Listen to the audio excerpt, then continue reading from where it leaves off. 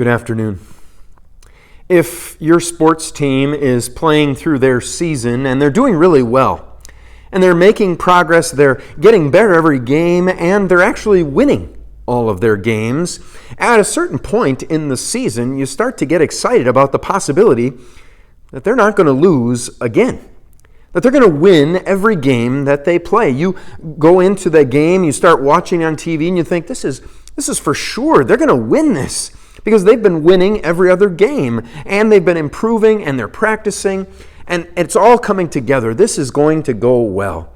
If you watch your team throughout their entire season, and they happen to win every game, and then at the very last game of the season, they play well, but they lose it right at the end. They lose it just at the last second, and there's nothing that they could do about it. They played their best, but they lost. Well, then you can't look at that season and say it was perfect. There's no possible way that you can look at a season that includes one loss on the record, even if it was close, even if they played their best game, even if all those factors come into play. It doesn't matter, because if there's one loss, they didn't have a perfect season. Now think spiritually speaking.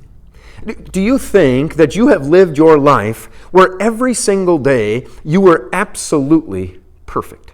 Where every single day you lived and you obeyed all of the authorities and you listened to everybody that you were supposed to and you did all the things that you were supposed to. You steered clear of everything that the law told you can't get involved in. If you did all of that and you were perfect, well, then you would be the only one. Because there has never been anyone who could do it that way.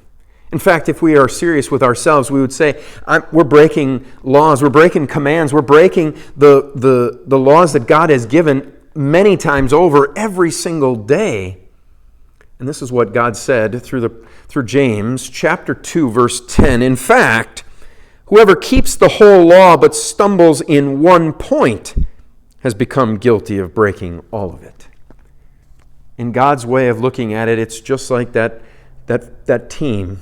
If you lose one game, if you just commit one sin, just one little thing, God looks at it as if you've broken it all, because you're not perfect anymore, and people who aren't perfect can't get to heaven. So you need somebody who was able to live perfectly. You need somebody who was able to keep the law in every single way and never once break it, who actually was able to have the perfect season. You need somebody who could go through things and then make it apply to you. And that's just what Jesus did. Jesus lived in this world according to all the laws that you and I were supposed to keep, and he kept them.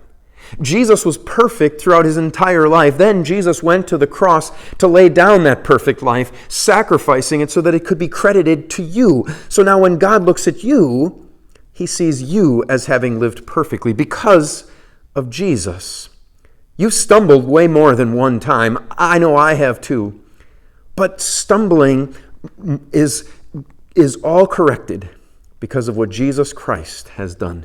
Jesus gives you the perfection that you need so that you can be with God forever. Until we see each other again, the Lord's blessings on your day.